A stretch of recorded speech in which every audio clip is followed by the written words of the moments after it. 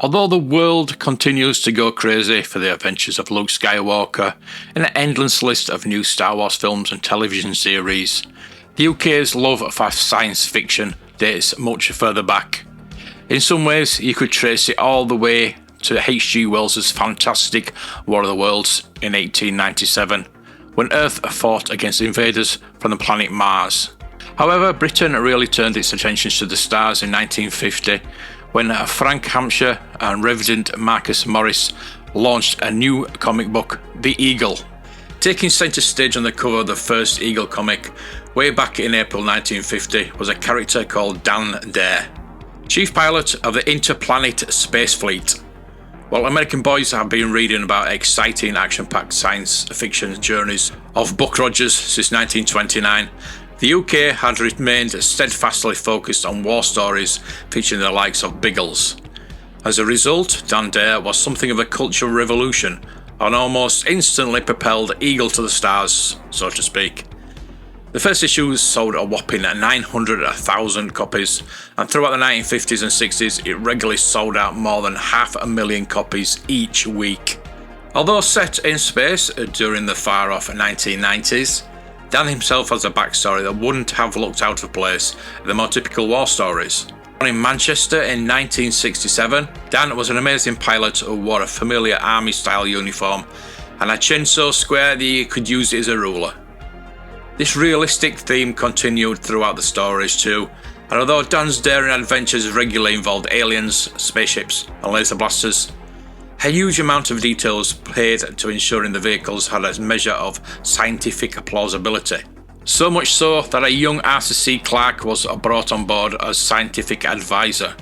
The Eagle regularly featured detailed diagrams of the spaceships, which added to the realism and helped fire the imaginations of young boys. Dan Dare's popularity ensures a merchandising campaign that wouldn't have looked out of place in today's marketing-obsessed world, with dozens of items, toys, lunchboxes, watches, clothing, etc., all bearing his square-chinned visage. Covering them all would take hours, so I'll just review a few here before returning to the adventures of Dan Dare in the future. Before going on to the toys that were released, it's worth mentioning a Never Was from Corgi. In 1981, the Corgi catalogue proudly announced the number 278 Dan Dare car with independently operating radiation shield and cockpit hood, retractable wings and rotating radiator grille. Finished in red and white flip-out wings, the interesting thing about the car was its radiation shield, which could be retracted to reveal a bright yellow cockpit. The car was actually based around a proposed television series to be shown on ITV with actors James Fox and Gareth Hunt set to take out the roles of Dan Dare, while Rodney Bewes from the Likely Lads would become Digby, according to the website Down the Tubes. But despite the success of sci-fi shows like Doctor Who and the continued popularity of Star Wars in the 1980s, the Dan Dare reboot never got off the ground, leaving Corgi to shelve the project and reprint its 1981 catalogue to remove any reference of the Dan Dare car. Although plenty have survived, I do have one. Despite this, because the project was so far along, by the time the plug was eventually pulled, several prototypes have since surfaced, and one pre-production example was sold at Vectis auctions in 2014 for £4,000. Although Corgi's Dan Dare merchandise never made it to the market, Corgi's parent company, Metoy, did release a Dan Dare themed toy around 1955. The Earth-Mars-Venus Express, basically a futuristic bus, was a tinplate toy that had a friction drive, with a red plastic window on the top and a small painted windows running down the side of the ship. Measuring 22 centimetres long, the Express spaceship occasionally crops up for sale and typically costs around £80. One of the more prolific Dan Dare merchandise producers was Merrick Toys, a division of J&L Randall, which typically made model railway items. Merrick's Dan Dare offerings covered futuristic weapons and communication equipment. One of the more impressive looking toys was the Dan Dare radio station, which was actually a glorified tin can with string sets. The interplanetary transmitter with 2 communicators attached by a huge length of wire. The box claimed it stretched up to half a mile. while the space tele buzzer was actually used for sending Morse code messages. Merritt also released interplanetary transmitters separately as a walkie-talkie set, Merritt number 3100. Just in case you accidentally communicated with alien invaders, Merritt also created several weapons for when things turned nasty.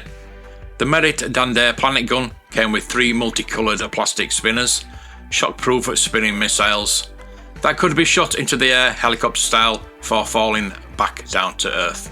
Meanwhile, the rocket gun featured more conventional bullets with a sucker to stick to windows, but there was a hidden surprise inside.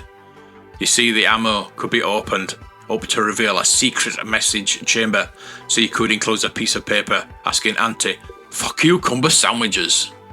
Finally, Merritt also offered wannabe astronauts the Space Pilot 3-colour supersonic ray gun, which is more like a colourful torch than a deadly weapon. However, the instructions certainly tried their best to make it sound exciting. The Space Pilot squeezes the energy ray release trigger.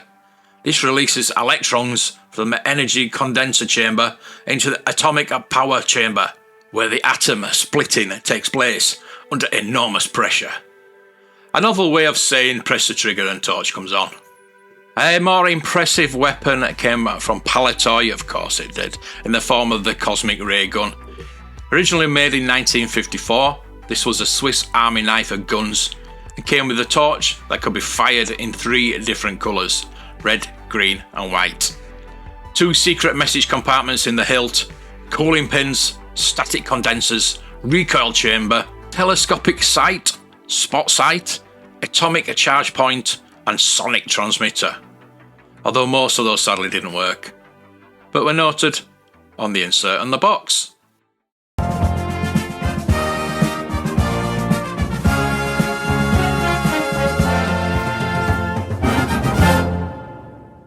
What is the charge? Eating a meal? A succulent Chinese meal?